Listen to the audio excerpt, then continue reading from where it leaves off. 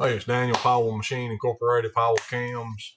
I did a video yesterday about telephone calls, and emails, and how to communicate with a business, and that spurred a bunch of comments that I think are really good, and some of those comments go right along with other shops and people that are new and are going into business.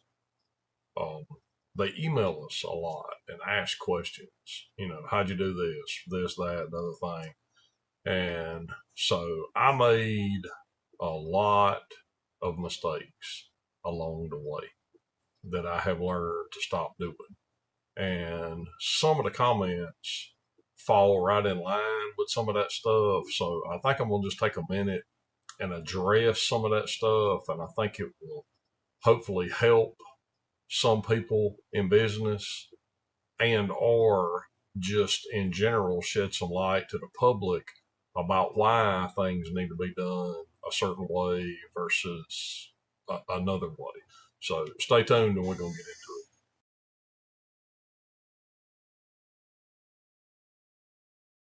All right. So, one, I guess I'm going to start with emails and then we may move into some other stuff. So one commenter said that they they were worried they'd mess up what they were saying in an email and they'd rather, do the order, the conversation over the phone. So there's multiple problems with that. And most of them should be obvious, especially to people in business, maybe not so much to the public. But here's what happens when you do a thing over the phone, right? All you've got is two people's memory to go on. One person could have took notes, possibly, maybe they lose their notes. There's no reference. And then what happens more times than not, I've been in business since '96, so I've seen, every end of this scenario play out multiple times. And I don't think it's intentional 90% of the time. I really don't. I just think people get amnesia. And so what happens is customer A tells shop owner B, I want XYZ. And shop owner B, let's just pretend he hears XYZ. And then he does XYZ. And customer A comes to pick up the job. And he's like, well, that ain't what I wanted. And the guy's like, well, that's what you said. No. I said ABC.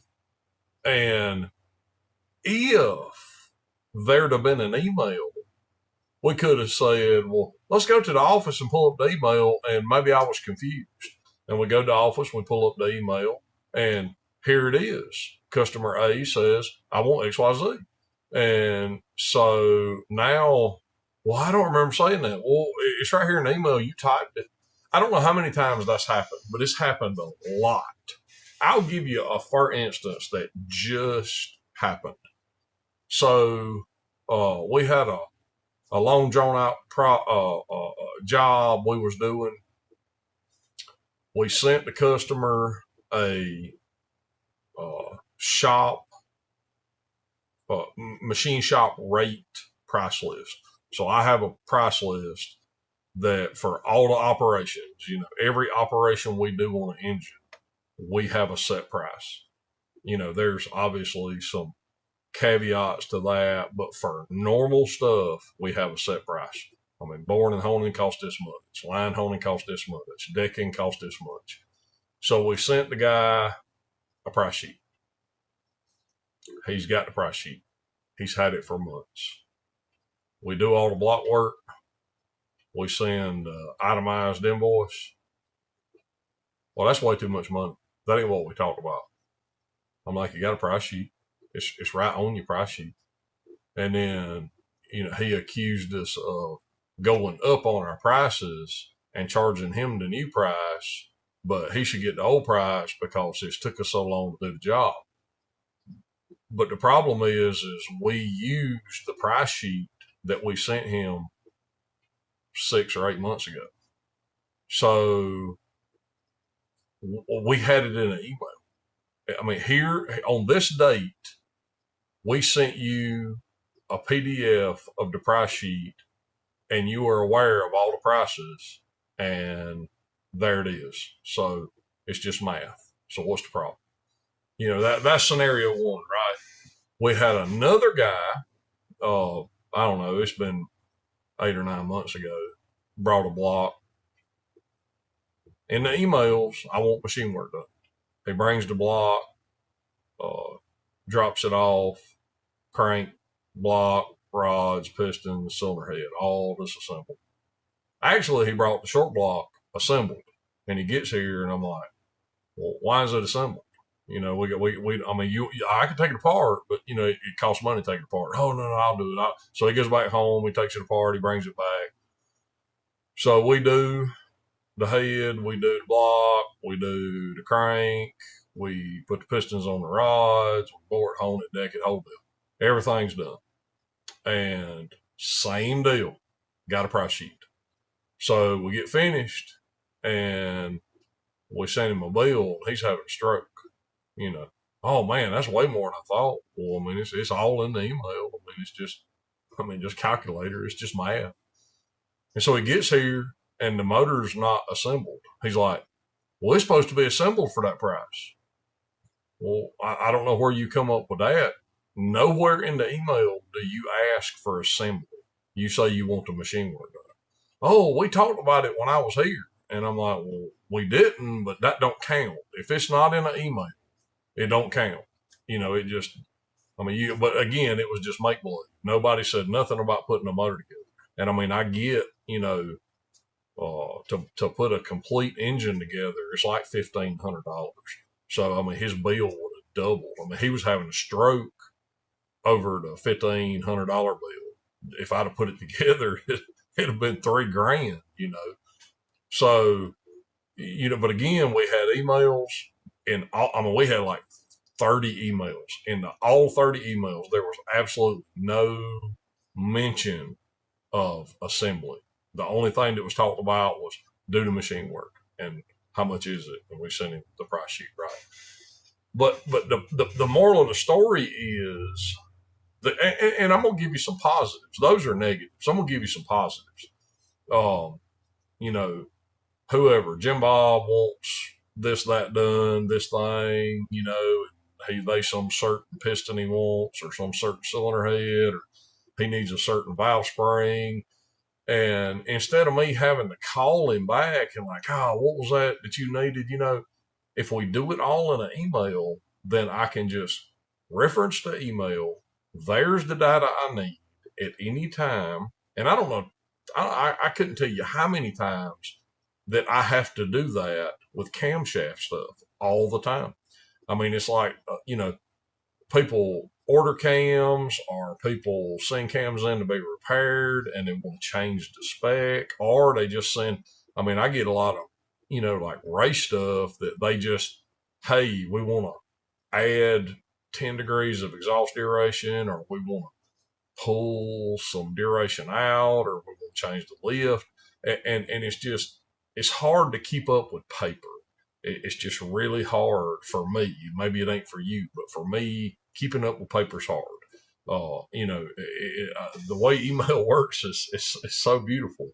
The customer's got an email. You can search it by email.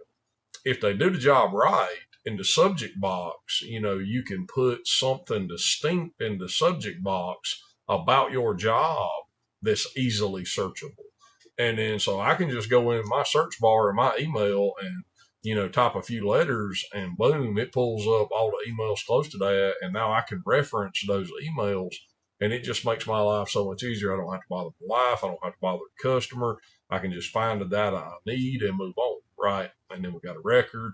Everything's happy. If there's a question, I just shoot the customer an email. Hey, blah, blah, blah. Give me a yes or a no, or what's your thoughts, and move on. And it's just so nice to be able to do that because, it never fails. And we have customers, especially older people, that just don't do computer stuff. They just don't do it. And we'll tell them, hey, if you're going to send something in, make sure you put really clear notes with all your contact information, what you want done, what we talked about, blah, blah, blah.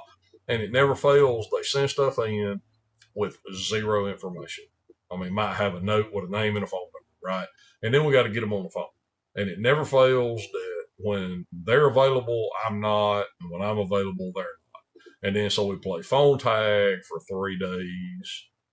It's just a nightmare. It's just a nightmare. So I know sometimes, it seems frustrating. Why can't we just talk on the phone? But this is why. I mean, it just creates problems. Another, this is kind of a learn from my mistakes video, if you want to call it something. People learn from my bad advice.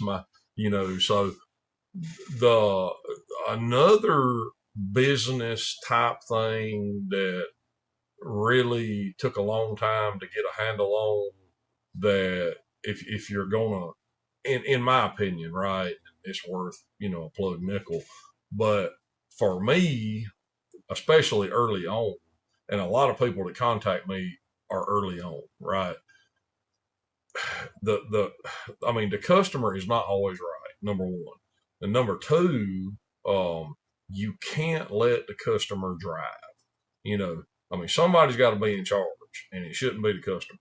If you're doing an engine build, or you're trying to design a package for the customer, sometimes the customers have good input, but a lot of times they have a goal, and they'll just be all over the internet, and they'll take advice from any Tom, Dick, and Harry that just make stuff up on the internet, and it just muddies the water. It frustrates you. It frustrates them because they seen it on the internet. It's got to be true, and you're like, that's nonsensical Fantasyland junk.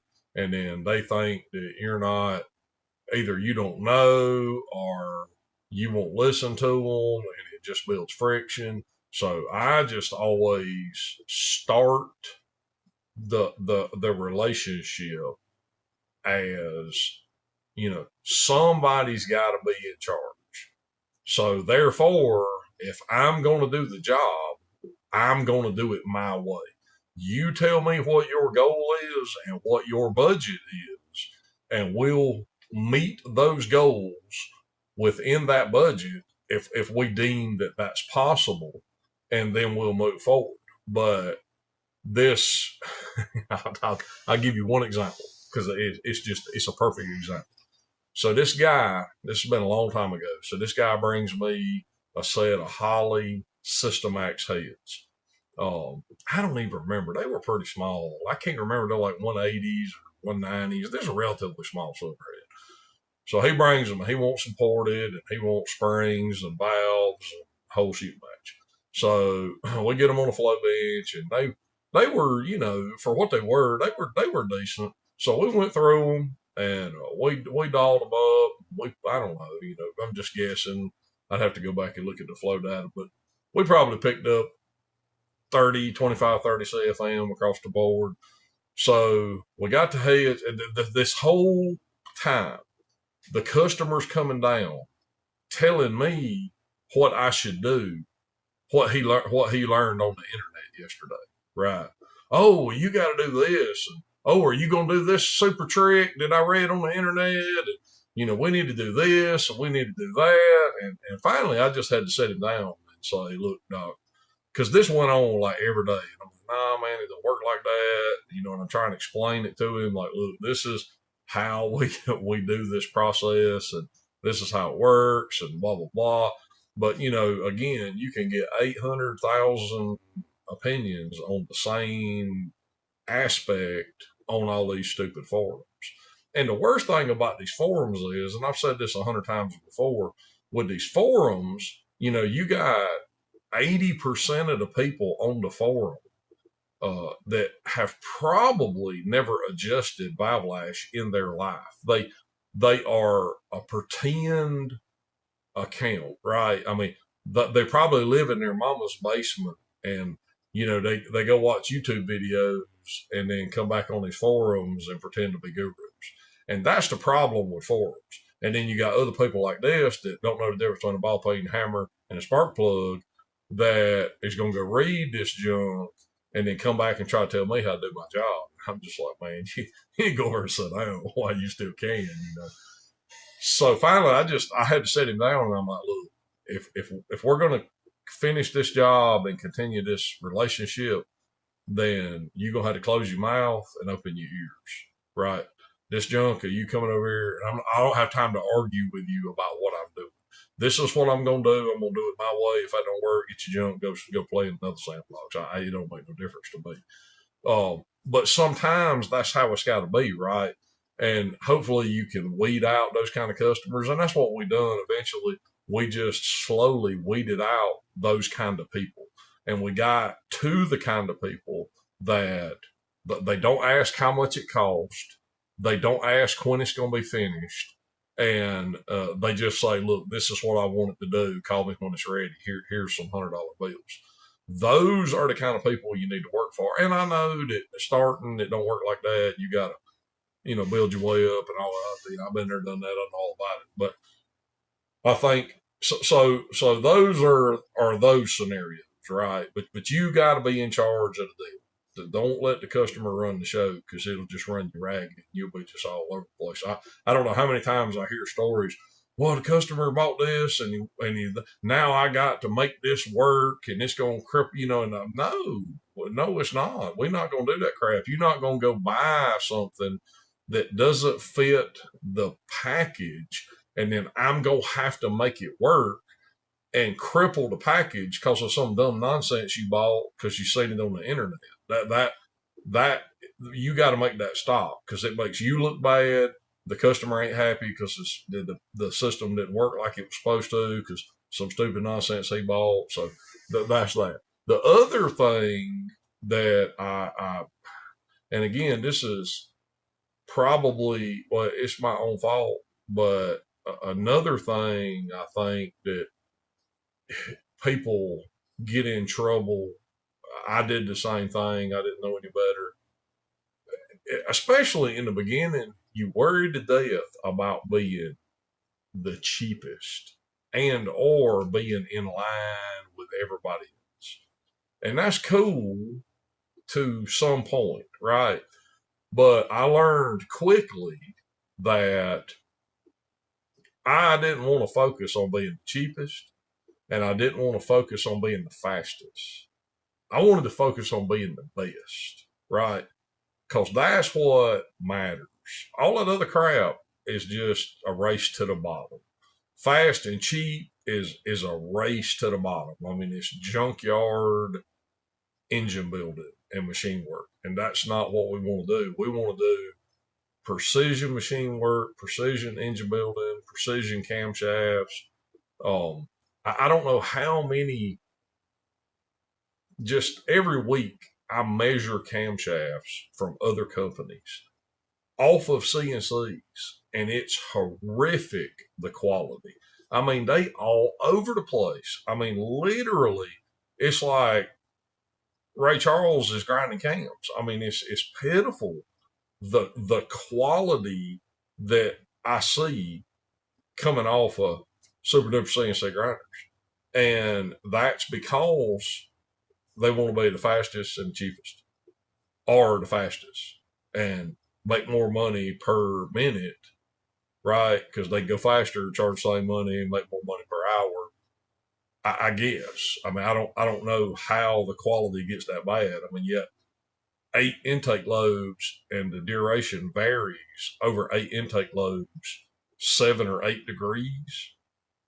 I mean, that's so which lobe is the right one, right? You got 8 different degrees. Well, which one's the right one? Anyway, um, so again, I think everybody needs to focus on doing the best job possible with the equipment you got. And that's the other thing, it's the equipment you got, right? So you might can't do what, whoever, Steve Morris or, whoever big engine builder you want to pick out, you might can't do the quality or the kind of work that they can do, and that's fine. I couldn't either, right? I mean, some of it I still, well, I probably can, but I mean, maybe some of it I still can't do, and that's fine. But with what you have, do the best you can possibly do with what you have. And sometimes it takes extra time, older equipment. It just is what it is, right? But I don't care. I mean, we're just going to do the best job we can do with what we got. If it takes extra time, it just takes extra time. And I built my prices around how long it takes me to do something. Now, I feel like I'm a little faster than average because I've been manual machining my whole life. So I know tricks and how to do stuff and how to set stuff up quick and get it indicated in. And so it may not take me as long as it may take somebody else. But once you've been doing it for 10 years, 5 years, 10 years, then it'll be the same way. And then you can start, like making money, if you will. So I just, I seen a lot of comments about some of that kind of stuff. And again, we get shop owners that email us and it's like, hey, what do you charge to do this? And what do you charge to do that? Which is it's almost irrelevant because my overhead is going to be totally different than your overhead. Because like here, I mean, I don't have really any overhead. Whereas somebody else, they may be renting a building, they're got equipment payments, they're, on and on and on. So your overhead and my overhead are different. So my price and your price can't be the same. And geographically, this is another big deal that's just mind boggling to me that people don't grasp. We had this conversation, and I'll just plug it in here because I think it's relevant to a lot of this stuff. Another shop owner was trying to hire help in toward the left coast, right? And he was offering X amount of dollars, and I'm like, dude, that ain't nothing, over there, that ain't nothing. He's like, oh man, that's big money. Nobody makes that kind of money around here, And so I just put it into perspective for him. I'm like, here where I'm at I'm down here in the woods. I can go get an industrial machining job. I mean, pretty much I can go get one tomorrow for $30 an hour.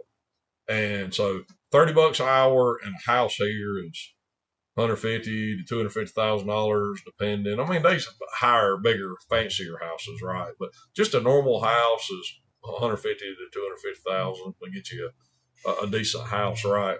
So $30 an hour, $35 an hour, $150,000 to $250,000. Where he's at, $50 an hour, and just the average basic house is $750,000, right? So 50 ain't nothing. To equal out, that 50 needs to be about 125. He's like, there ain't no way. And I'm like, it's just math. I mean, it's not. This ain't rocket science. I mean, where you're at, houses are 3 times as much. Groceries are double. Gas is double. Taxes are double.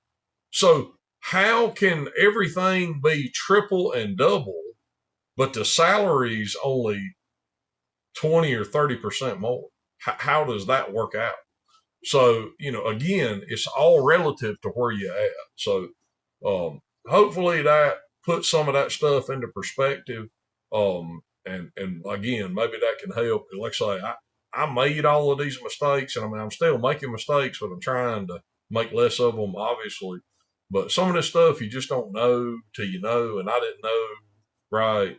And there's a whole lot of more lessons that I've learned about credit cards and giving customers credit, and we can go into all that stuff too if you want to hear about that kind of junk.